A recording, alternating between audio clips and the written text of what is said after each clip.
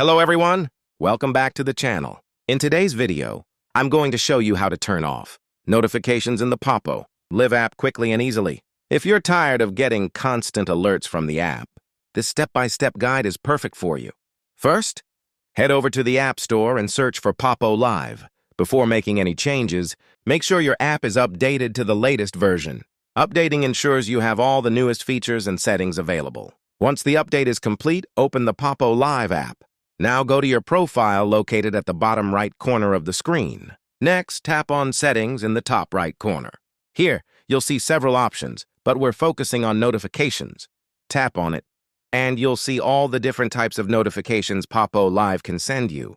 From here, you can turn off any notifications you don't want, whether it's live stream alerts, friend requests, or app updates. Just toggle the switches off and you're done. This way, you can enjoy Poppo Live without constant interruptions. And that's it. A quick and simple way to manage your notifications in Poppo Live.